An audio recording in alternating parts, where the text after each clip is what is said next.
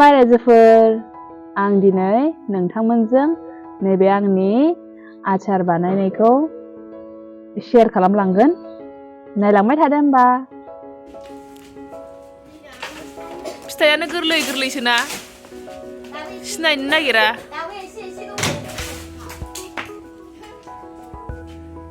दे जलफि हांग्राफ्रा हानद'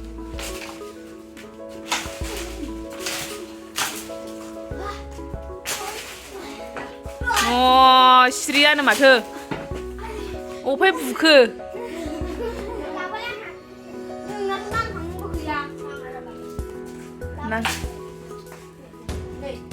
नोंसोरल' जायो माखासेफ्रालाय औ रावबो जाबावला माथो माबा जायानो माथो गोलैजायानो नै इसोर गोलैबायसोदां ट्रेनावसो नै बैयावसो जाबथु दङ नै बैयाव जाबथु दङदां ओइलाय दङथ' फिसा फिसानो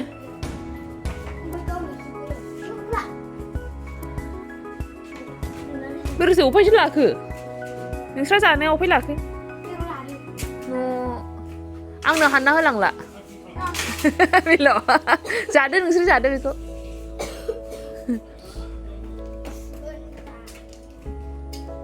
थोबाय नोंसिना थोबाय जानो हाला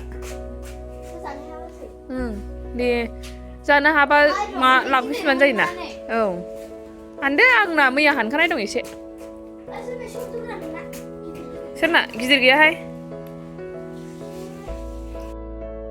हानखांबाय ओमफ्राय दाना नैबे दालायखौ माबानानै सुनानै बिसोरखौ बोखाजोबनानै हानानै लानोसै नै दालाय बोखाजोबबाय दाना सुनानै लानोसै साफा खालामनानै लानोसै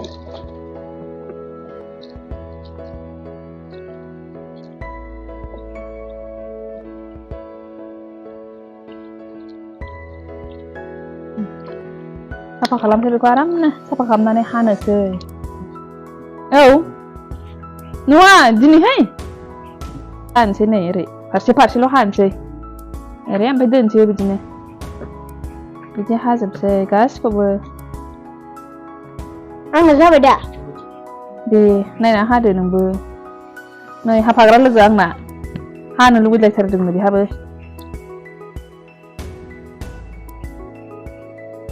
नै फिसा फिसाथारै जलफियानो गोराबो गोरायाथ' गोरा ओमफ्राय फिसा ओइ गावना जा फिसा हाबायहाय बिदि नङा नै खेबसेनो बिदि हा बेगर मोननाय आयो बिदिसो इसोर गावना हनै खावख्लाबसो बेनि हानाया नै मा जाखो बेलाय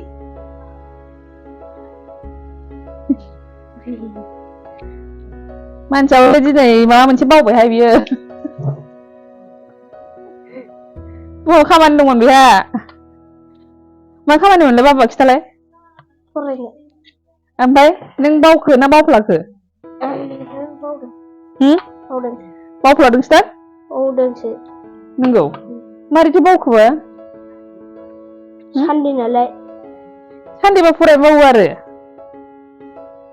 बिदि दा जाबाय दे इसोर जायाखै खावसे दङ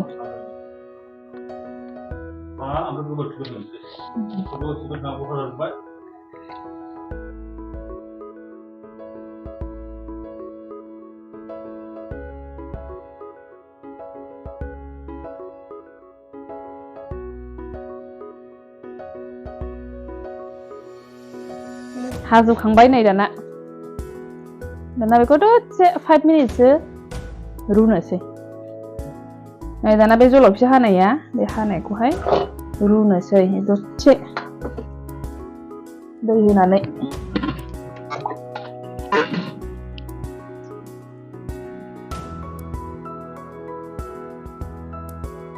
जाथ'बाय बेखौ जलफिया जाबाय रुनाया दाना बे दैखौ गारनोसै दैखौ गारनानै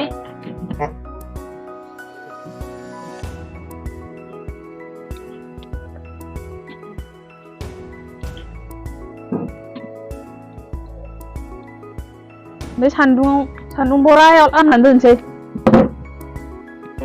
बेयावहाय आराम फेनलानानै गुवारै फुरा गोरान खालामथारनांगौ आरो बेखौहाय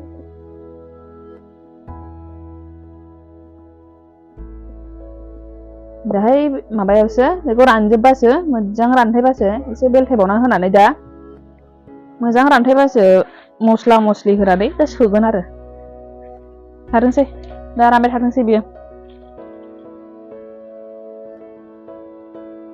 नै जलफि फोराननाया दहायना गोरान जाबाय ओमफ्राय दाना बेखौ खालामसै नै बायदिसिना मस्ला मस्लि होनानै बानायसिगोन आरो सोनानै दोनसै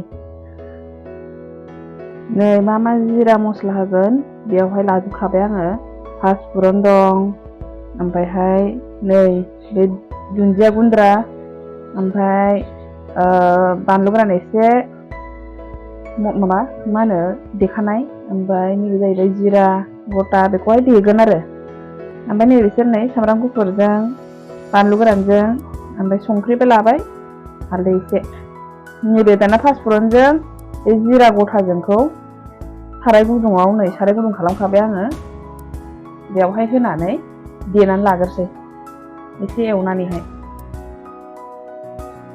साराया दुंखाबाय नै हरखानोसै आङो पासफुरनजों बे जिराजोंखौल' नैबे दुन्दियाखौबो गथा दंबा गथाखौ होगौमोन आं गथा गैया ओमफ्राय मस्लायानो दंखायोमोन मस्लाल' दङ ओंखायनो बेखौनो होनोसै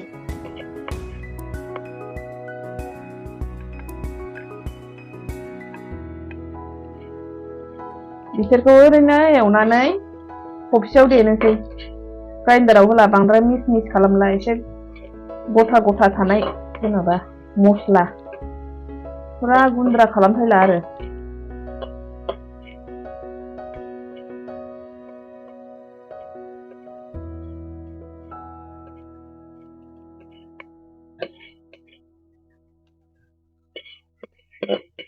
ओमफ्राय बे जायखिजाया आसार बानायनायफ्रावनो जिनिसफोरखौहाय माने दै थाहोनो नांथारा आरोना बे थफसिफोरखौबो मोजां नायखानांगौ दै एसेफोर दं नामा जेरावबो दै बथलफ्रावबो सोनायफ्राव ओमफ्राय बिदि देनाय आरिनायफ्रावबो मोजाङै दैखौ नायथारनांगौ हगारनानैहाय होमबा बेखौ देनानै लाग्रोसै आं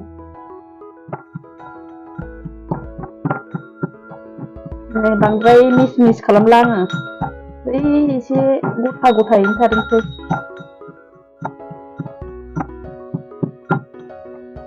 जाबायहाय जाबाय नै बे साराय गुदुंखायावनो दाना थाव होनोसै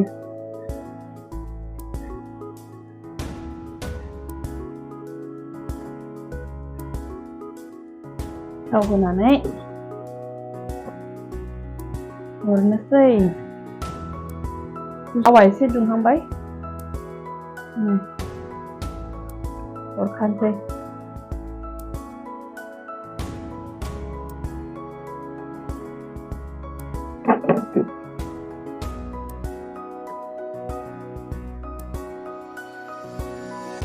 दाना बेखौ होखांनानै नै जलफिया बेखौ हरनोसै एसे एवग्रोनो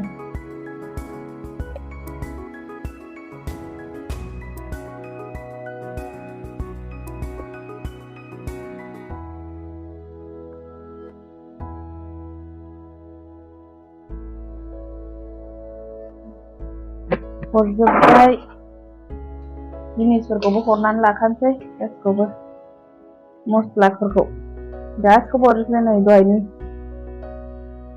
होजोबसै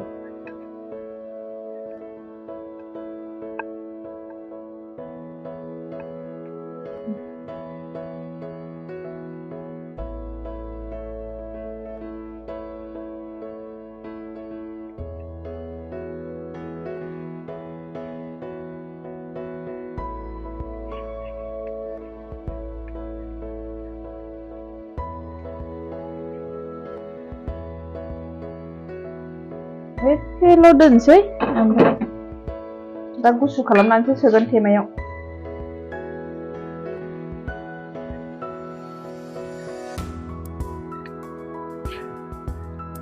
बेखौ गाबोननिफ्राय सान्दुङाव दोनबाय थानोसै मोजाङै माबानानै मा होनो थांफिननानै। आंना जेब्लायबो बे गेजेर खन्द'आवनो गथ'फ्रा जानो लुगैयै खेवनानै गाज्रि जायो। एबार खेवथारा आङो। जासिगोन अफ खालामसै जाबाय। बेखौ माबाल' मा होनो गुसु खालामनानै दा सोनोसै।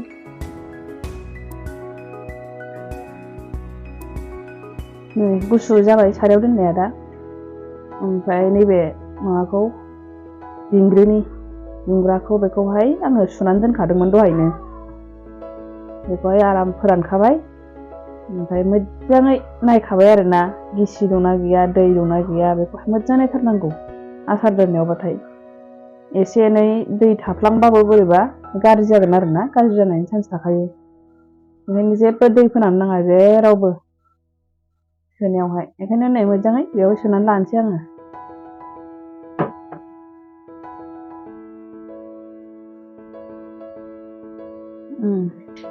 नै थाग थिग जाबाय दुंग्रासे जोबजोब्बाय। आराम थाम थिम जाखाबाय। बेखौहाय 30 डेजसो दोनसै। 30 डेजनि उनाव जानोसै। जाबाय होमबा बेनो रेसिपिया इजि सिम्पोल। नोंथांमोनहाबो बे इजि रेसिपिखौ बानायनानै जानो हागोन। Thank you for watching.